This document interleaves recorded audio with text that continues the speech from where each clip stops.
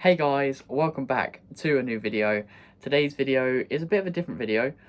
It's going to be a Q&A. So I gave my followers on Instagram the opportunity to ask me anything that they want to ask me, whether it's about my running, their running, shoes, races, whatever they want to ask me, they can send through. So I've got all the questions here. But yeah, so hopefully this will be an interesting video. I wanted to do this as my 500 subscriber special. It's taken a little bit longer to get out just from editing and whatnot. But yes, guys, so I really hope you enjoy this video, and maybe we'll do one again in the future when, because you get more followers, more subscribers, that sort of thing. So then more people have the opportunity to ask questions, basically. So yeah, let's crack on with this.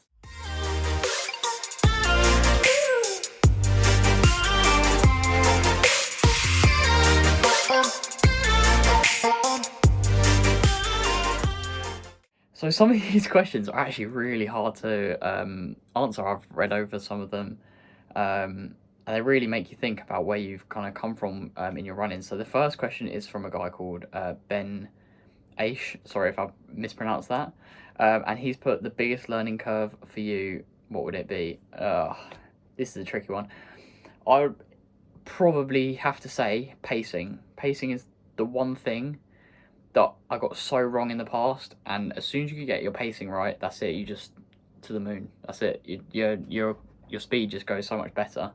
You perform better. Your race results are quicker. So I'll give you an example of where I learned this. So basically, it was a road relay. So on a team, the past couple road relays, I felt like I was flying, and I paced properly. I went into the third one, the penultimate race. And we had a really strong team, so I got a bit excited and tried to go with the leader, and in the end, because I didn't pace properly, I completely messed it up for my team, so they had so much work to do. Luckily the guys on my team were extremely fast, so I think they still managed to come through in first, but I felt so bad for letting down my team from just something simple like pacing. I knew that 3:15 at the time, 3:15, 3:20 per K was the fastest I could go over 5K, but what did I do? I did the first K in 2:58, I think. So, but yeah, my biggest learning curve has definitely been to pace properly. So the next question is from a guy called Ryan Dargan. So you can follow him on Instagram. I'll put everyone's Instagram hopefully along the bottom here while I'm answering the questions.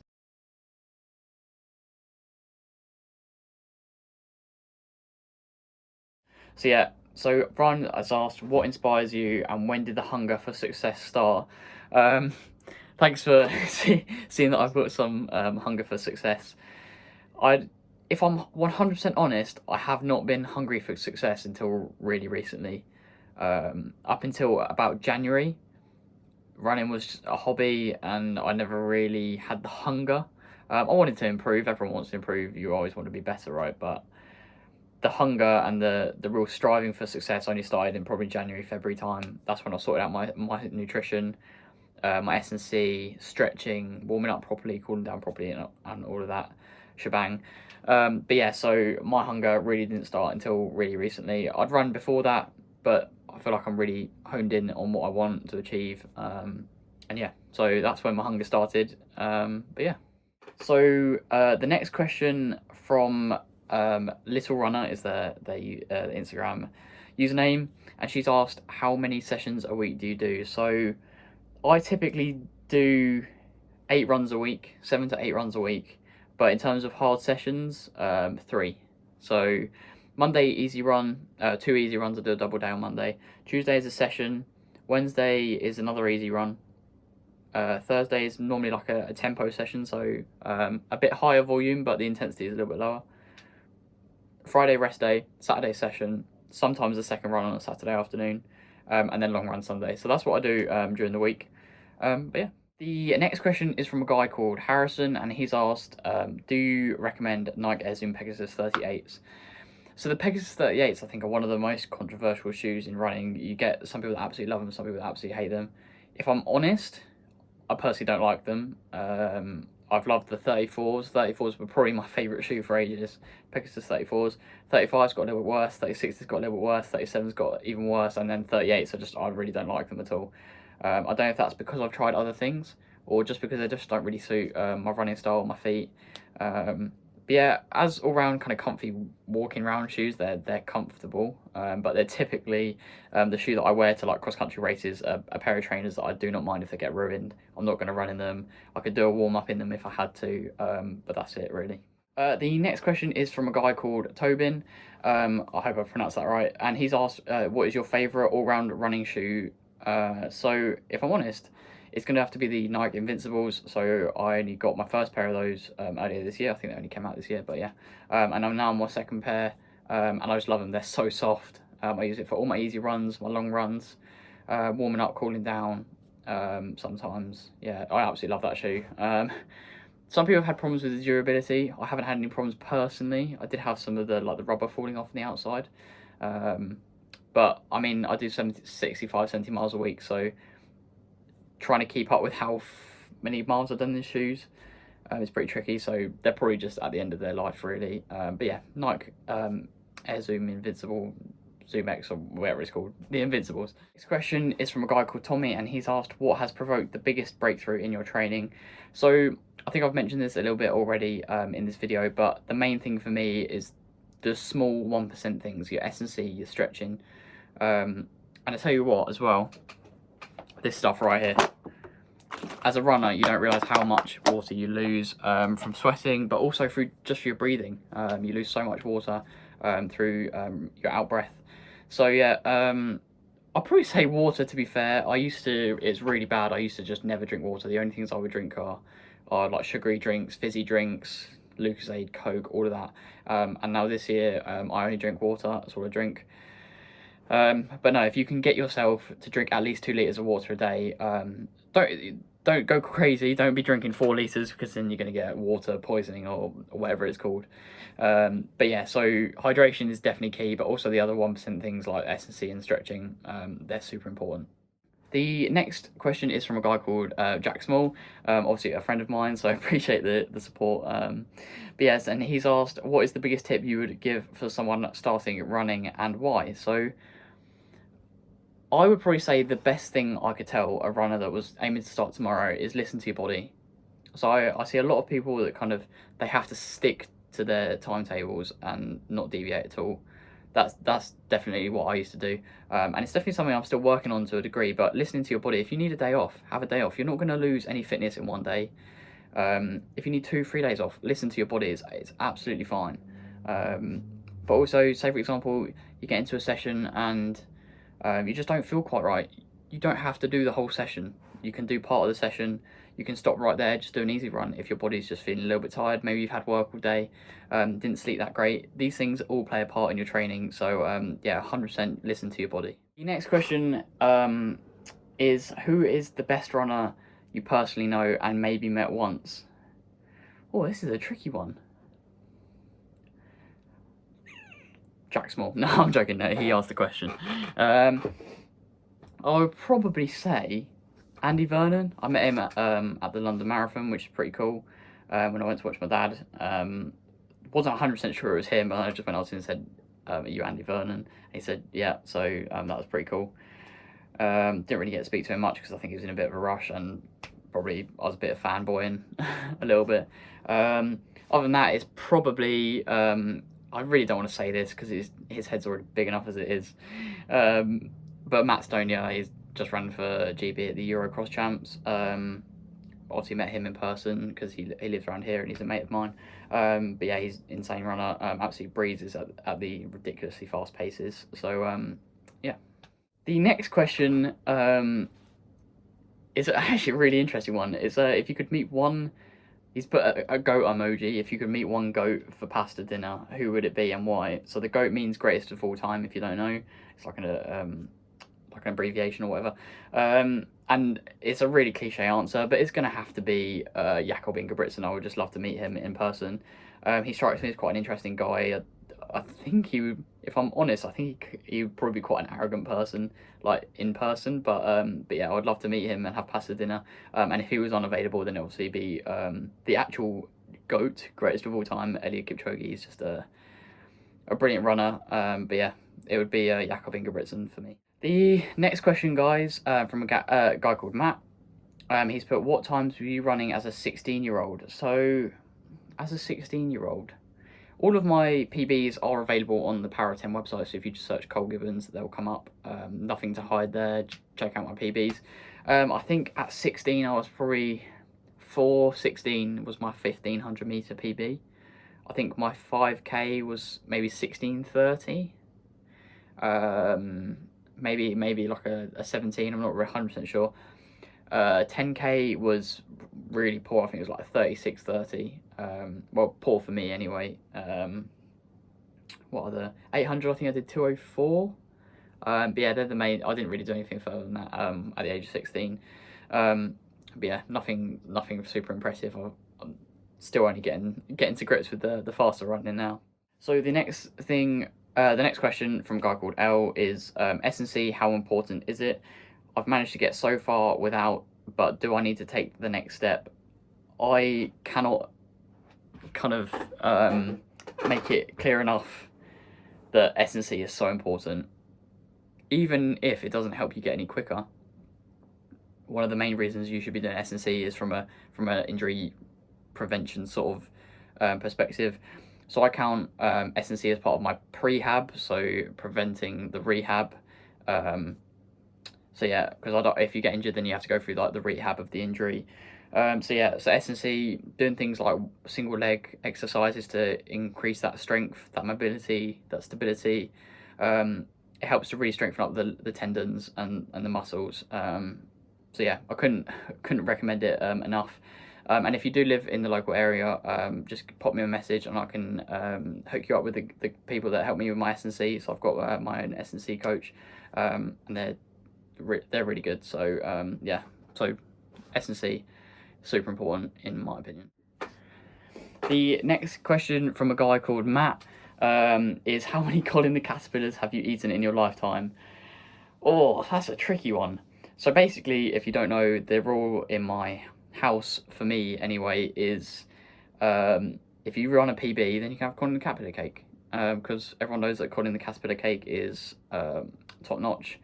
So I'll probably say it's between 30 and 50. So I've had quite a lot. Yeah, I don't know. It's a tricky one, really. Yeah, I'd probably say between 30 and 50, but that number is always going to keep going up, or I hope anyway, because if I run a PB, then I get the cake. So yeah, hopefully it's going to be in the hundreds next year, but we'll see. So a guy called Russ has asked, what's your favourite distance to race and why? So my favourite distance to race, for me personally, is the half marathon. I'm not the best at it. I'm probably better at 5K, 10Ks. But I just really enjoy it. It's just the sort of atmospheres you get at those half marathons. They tend to be bigger races. You get bigger crowds. Everyone's so friendly at road races as well. It's one of the reasons why I don't do track too often. Is because track feels so hostile. Everyone treats you like an enemy before you've even like spoken to them, which is not something that I personally like. But yeah, at the road races with things like half marathons, people are so friendly. There's a lot less pressure. So I feel like with a half marathon, if you make a mistake midway through the race, like you do a K too fast, you've got time to make up for it. Whereas in I don't know, say 1500 meter race, if you take that first 600 out way too quick, you're going to pay for it, and there's nothing you can do really. So I like that the races where you've got kind of like the most room for error, if that makes sense. But yeah, I really enjoy the half marathon. It's a lot more of like a personal challenge. You've got to figure out how and when you're using gel or gels. Your hydration, which water stations you're going to use, which ones you're not going to use, and so on and so forth. So yeah, I really enjoy half marathon races, and one of the things I actually really enjoy about it is like looking up the elevation map before I go to the race. So I kind of study the course a bit more than I would with any other distance. So yeah, half marathon is definitely the one. So guys, the next question is from a guy called Jake, and he's asked, what do you eat before a race? So if any of you have watched my race day vlogs, you'll know that I have the same breakfast every single time. I have it every single day. It's just so it's nothing new on race day. So it's just 2 Weetabix with about a tablespoon to 2 tablespoons of chia seeds, which are super high in protein and quite high in fat as well, but it's good fat, right? And then an hour before the race, so I'll probably I'll have the breakfast at say 7 o'clock. And then an hour before the race, I'll have a chia charge bar. I haven't got any normal size ones at the moment. I've only got these little diddy ones. But yeah, so these are what I eat an hour before a race. So yeah, cheer charge bars, really high in calories. So I wouldn't go eating too many of these if you're just eating them as a snack, because they're quite expensive as well. But yeah, my favourite one's the banana one. That's doesn't really taste too much banana. It's just tastes a bit like kind of maple syrupy, I guess. But yeah, no, really like these. So the next question from a guy called RK Running, he's put, do you believe in the hype of massage recovery guns? Oh, if I'm 100% honest, no, I don't. I use one, but if I had to get rid of one piece of equipment in my recovery kind of tool set, it would be the massage gun. I'd much prefer to use a foam roller. If you give me half an hour a day of recovery, I'll be on the foam roller. I will not be sat in a bed with the massage gun. So yeah, if I'm honest, I don't really believe the hype. But if some study came out to prove that they're effective, because I think at the moment it's a bit wishy-washy, there's not really anything been proven, then I'd probably get on board with it. But yeah. So next question is from a guy called Aidan Marshall. He's a really big supporter of the channel and my Instagram, so I really appreciate the support, Aidan. Thanks for sending your question in. And he's put, at what age did you start to run competitively, and what is your final aim for running, e.g. go pro, etc.? So I started at about the age, I actually probably did my first race really young, probably 8, 9, 10. So at primary school, just did a cross country race, no training whatsoever, just turn up for a race. I think I came 23rd in my first one, which is all right. And then I first started like probably kind of training in my back garden, or going to like a club from about the age of 12, 13. So yeah, and what is my final aim for running? It's a tricky one, really. I've always wanted to go pro, go elite. That's what everyone wants to do. Whether I've got the ability to get there is obviously up for debate.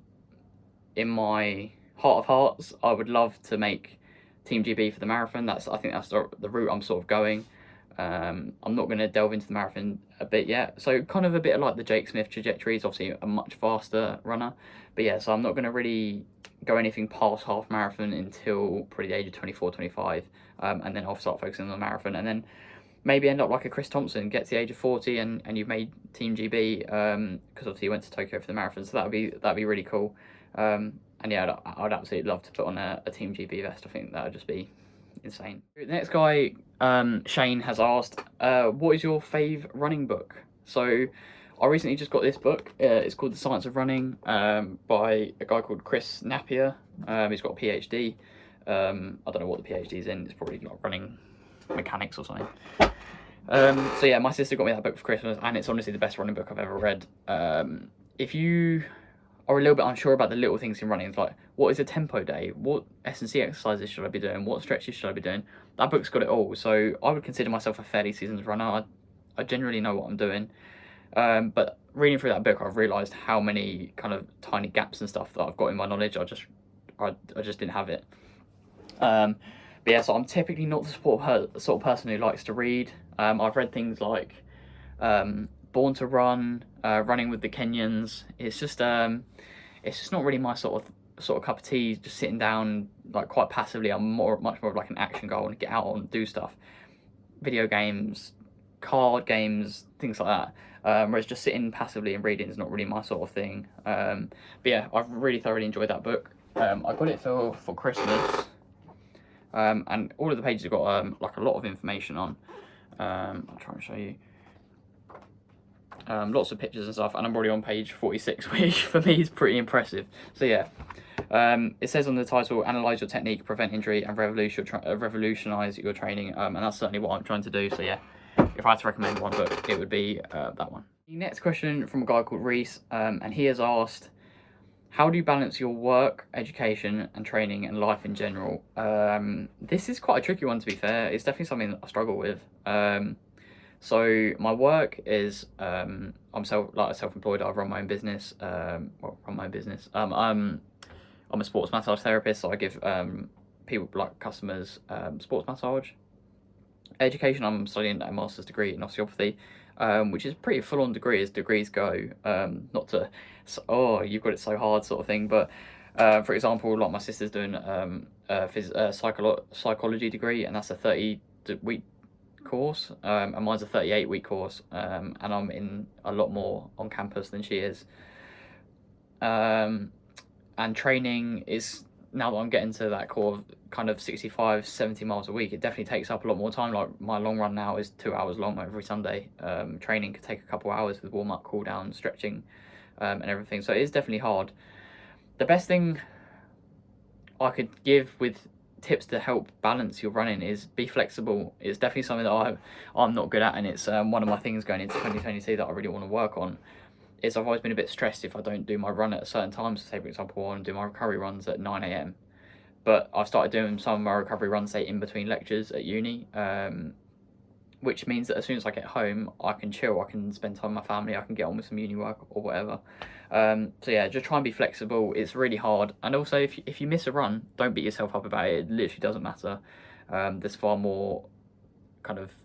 There's far better things to worry about, basically. Nothing's going to change one run. You probably appreciate the rest anyway. So yeah, that's how I kind of balance my work life with education, training, and everything else. The next question, guys, is from a guy called Dino, and he's asked my 2022 goals. So I'm not going to explain those in this video because I have already made a video on my 2022 goals. So thank you, Dino, for the question.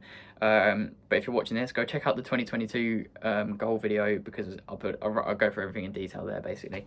So yeah, you can waste another 10 minutes on my channel. It's not a waste. I hope you enjoy it, but yeah.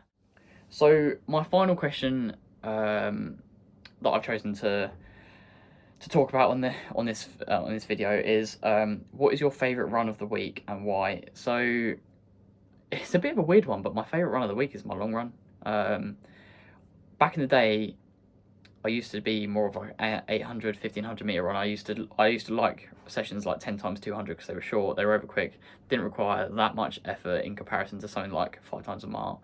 Whereas now I much prefer the aerobic stuff, the 5 times a mile, the 5 times 2k, 5 times 6 minutes, that sort of thing. So yeah, my favourite run of the week is a long run. I just like going out and running for a long period of time, basically. It's not too strenuous, so it's one of those runs that I genuinely enjoy, taking the scenery. It's normally with friends, so we have a good chat, catch up on about running or football or whatever we talk about. So yeah, long run's definitely my favourite run of the week, I think. So guys, that was today's video. I really hope you have enjoyed this little Q&A for 500 subs. Sorry it hasn't been super smooth.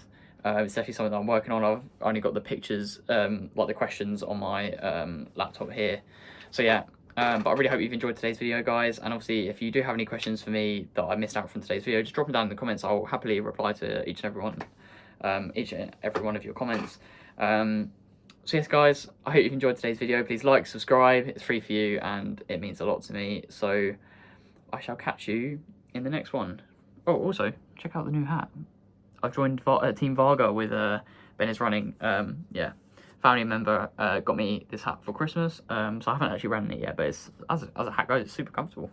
So yeah, I'm really starting to get a decent hat collection. I think my skeleton's wearing them all at the moment. That way, not that way. Yeah. So yeah, see you in the next one.